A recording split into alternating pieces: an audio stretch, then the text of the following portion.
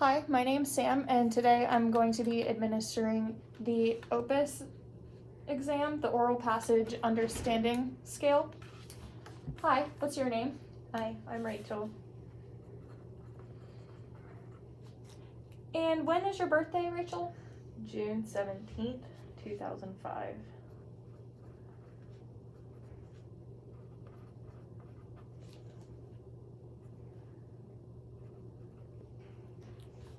Just gonna do some math really quick. Okay.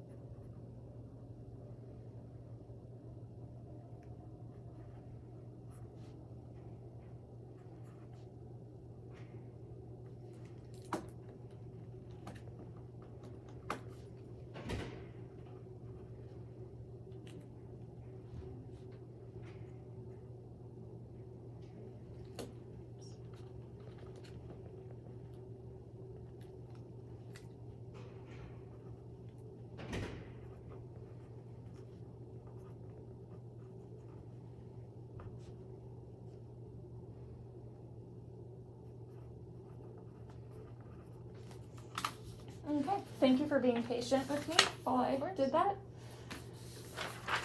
How are you today? I'm good, thank you. How are you? I'm good. So, today I'm going to read some stories and passages to you. I'm only going to read them once. Be sure to listen carefully because I will ask you questions about what you heard. Try to remember as much as you can about what I read to you. Okay.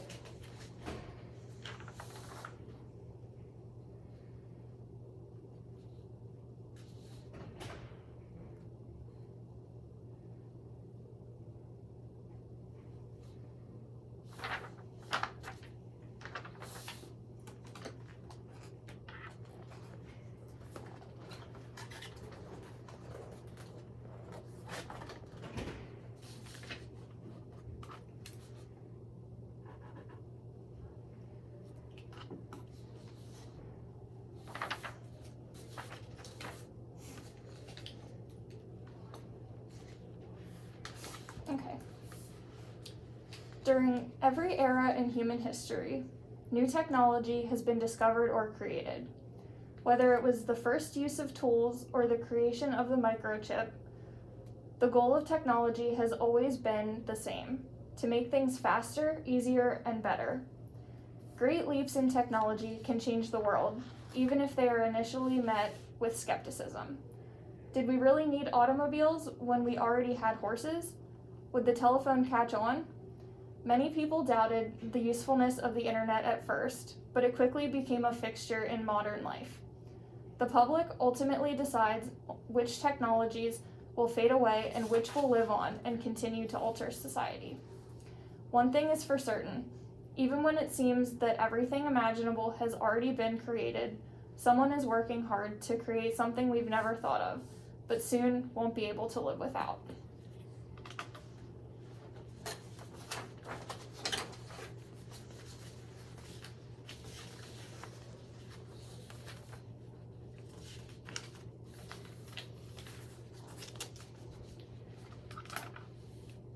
When is new technology being discovered or created? All the time.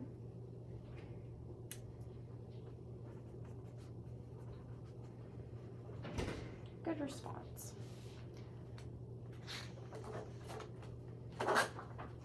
The passage states that some advances in technology are initially met with skepticism. What is another word for skepticism? Certainly. Certainty. Certainty. Certainty.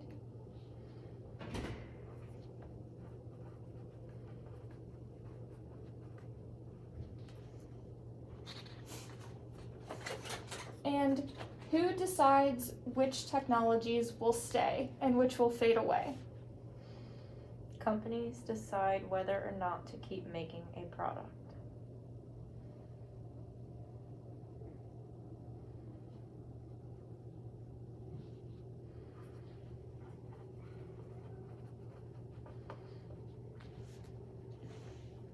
Okay, next one.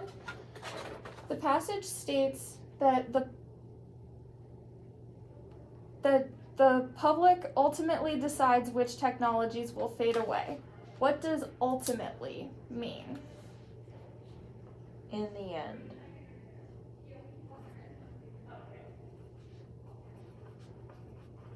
Okay. And when do you think people will have created everything imaginable? In like 10,000 years.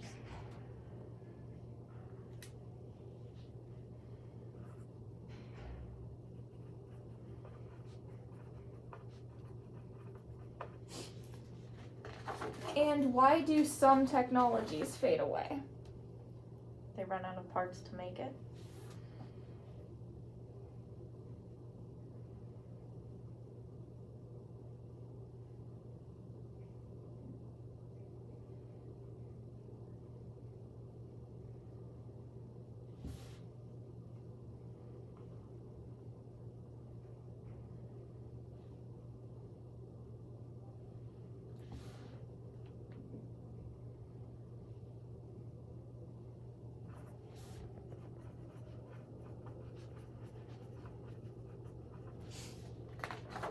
And what is the theme of this passage?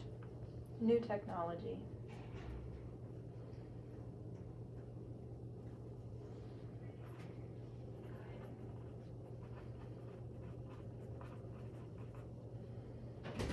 Okay.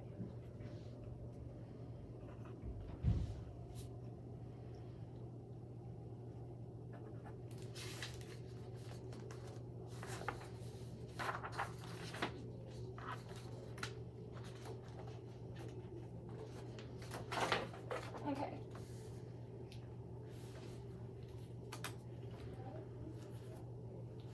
Going to read the next one now. What looked like a normal object, lying there on the nightstand propped up by its wristband, suddenly gave a noticeable twitch as it came alive. The hands that had just been showing 2 o'clock in the morning, on the dot, were now gaining speed as they went around and around, whirring faster and faster. Beneath the hands, a smile on the circular face became visible in the faint moonlight. The nightstand began to softly hum with vibration. Just when the noise was almost loud enough to wake its owner, its wristband straps began to flap, and it quickly lifted off the furniture and fluttered through the night air like a metal butterfly, gracefully making its way through the open bedroom door.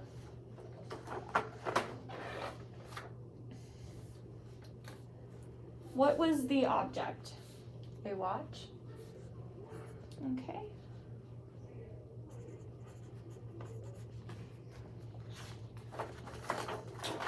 And what time had the watch shown before it came to life? 12 o'clock.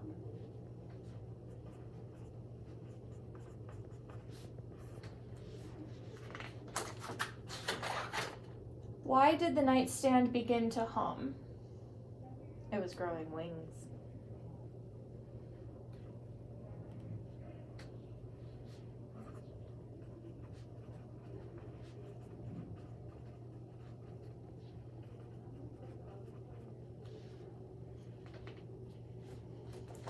And why do you think that the watch began to smile? It was getting ready to fly away. Okay.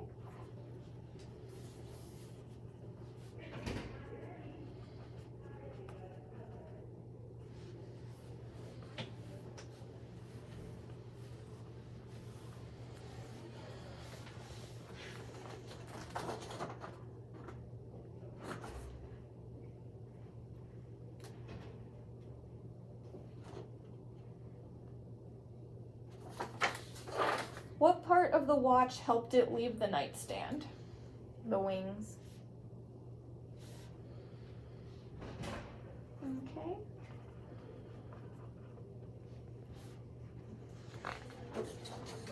And why was the watch described as a metal butterfly? It had wings like a butterfly, but it was made out of metal.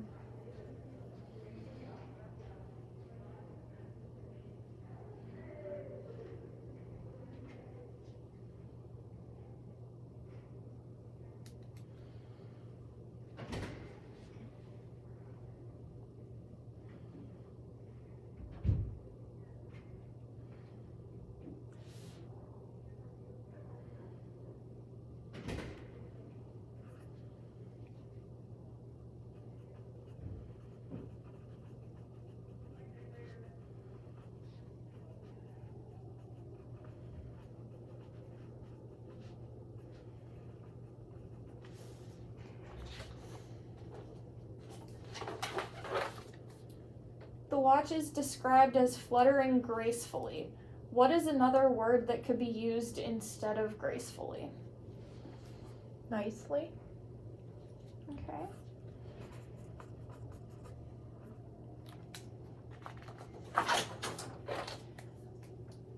What made the watch in the story different from other watches?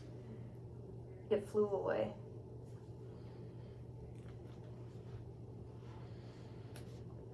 Okay.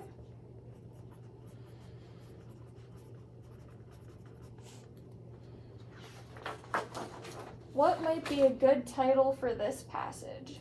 The Flying Watch.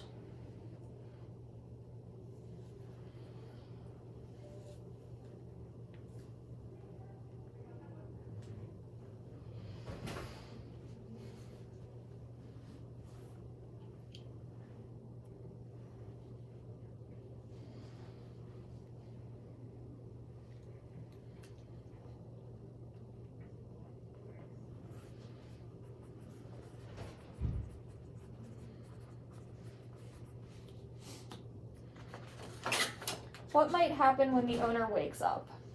He will see his watch flying away.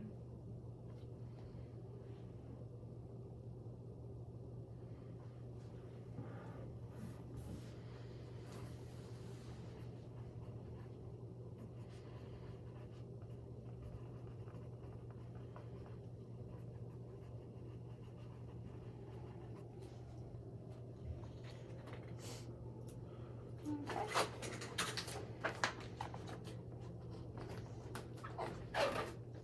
Now for the next one. To most people, the word desert makes us think of a wasteland of sand, scorched by the sun and scoured by the wind, waterless and without any form of shelter. Few people venture into the desert or even have any wish to go there. Apart from a few shriveled bushes and cacti, there appears to be little or no vegetation in the sandy, rocky ground. Hot, dry winds cut the rocks into weird, twisted shapes and patterns and blow the earth bare, since there are no roots to anchor down the soil. From time to time, perhaps, an eagle or a buzzard silently soars through a cloudless blue sky, the only visible sign of life in an empty, arid, sun-scorched environment. The passage describes the desert as scorched by the sun. What does scorched mean? Really hot?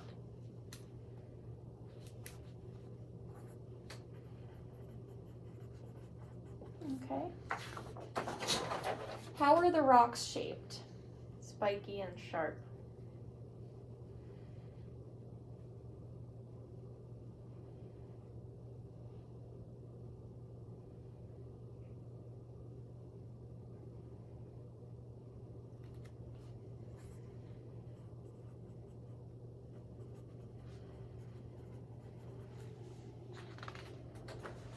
Why does the soil shift easily in the desert? Because it is mostly sand.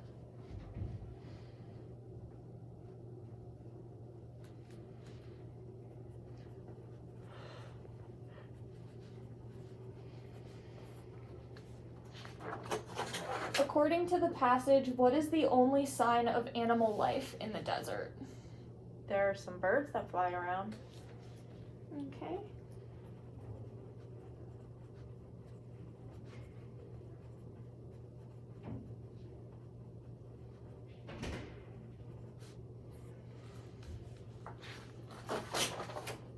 According to the passage, what kind of plants can grow there?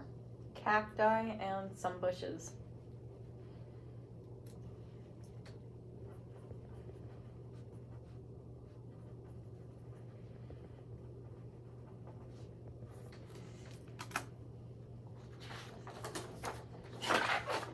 The passage describes the desert as arid. What does that mean? I think that means that there's a lot of hot air.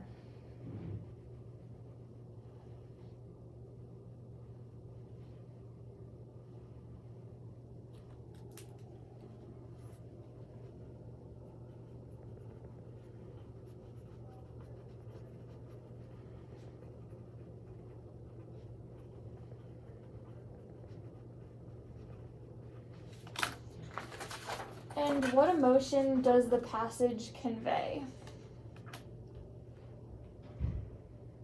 Kind of empty.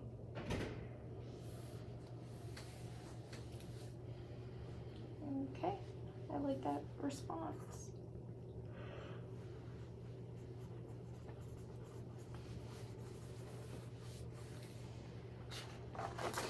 And what might be a good title for this passage? The dry desert.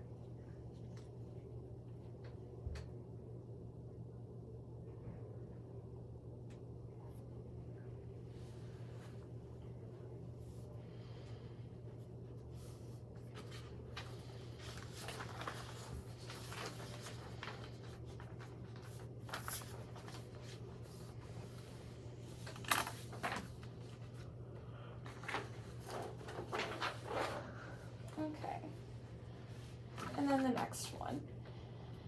He thought his happiness was complete when, as he meandered aimlessly along, suddenly he stood by the edge of a full-fed river.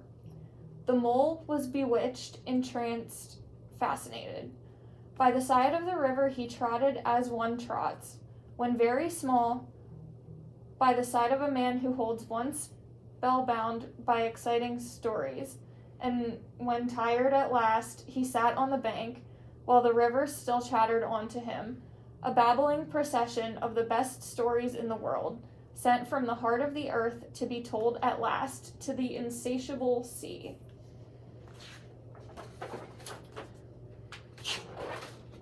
Who was walking by the river? A man. Okay. And the story says that the mole meandered aimlessly along. What does it mean for something to meander? To walk aimlessly. I like that response.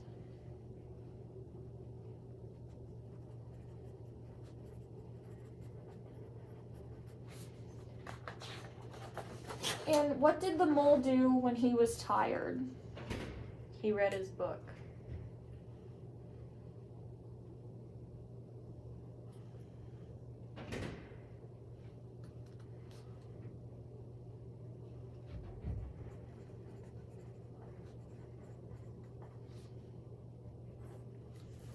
What is the meaning of the word trot? To jog. Okay.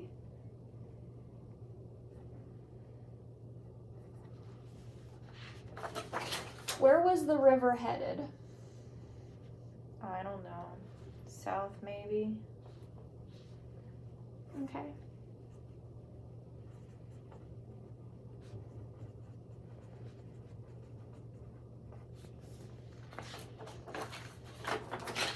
What might the mole do next? Since he is tired, I think he will take a nap.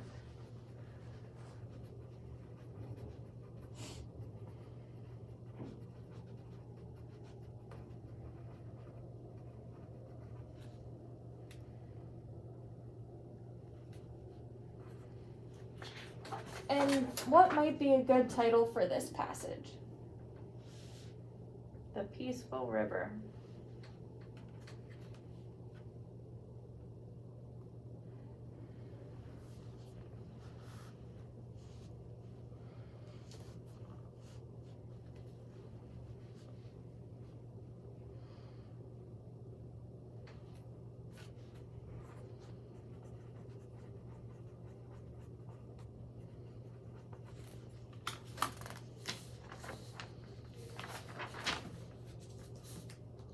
Okay. You ready for the next one? Mm-hmm. Dutch traders landed at the southern tip of modern-day South Africa in 1652 and established a stopover point on the spice route between the Netherlands and the Far East, founding the city of Cape Town. After the British seized the Cape of Good Hope area in 1806, many of the Dutch settlers, the Boers, trekked north to found their own republics. The discovery of diamonds, 1867, and gold, 1886, spurred wealth and immigration. From which country did the traders come? The Netherlands.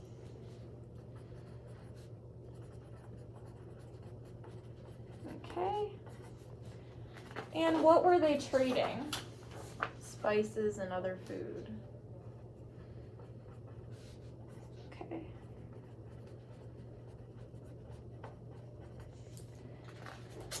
What is the name of the city they founded? Cape of Good Hope.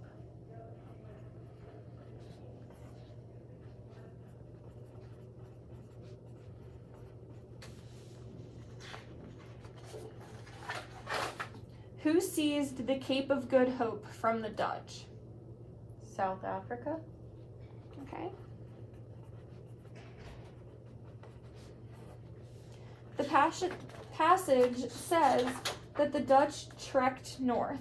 What's another word for trekked that could be used in this passage? They used it in place of exploring. Okay.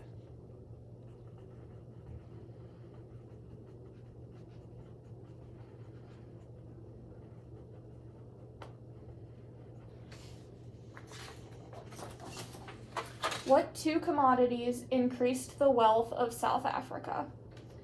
Diamonds and gold. Okay.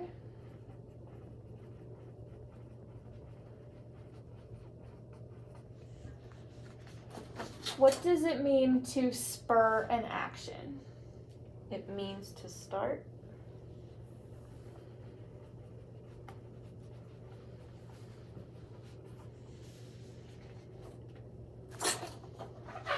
How would the discovery of diamonds and gold lead to immigration? More people wanted to stay gold, so they immigrated to where those things were.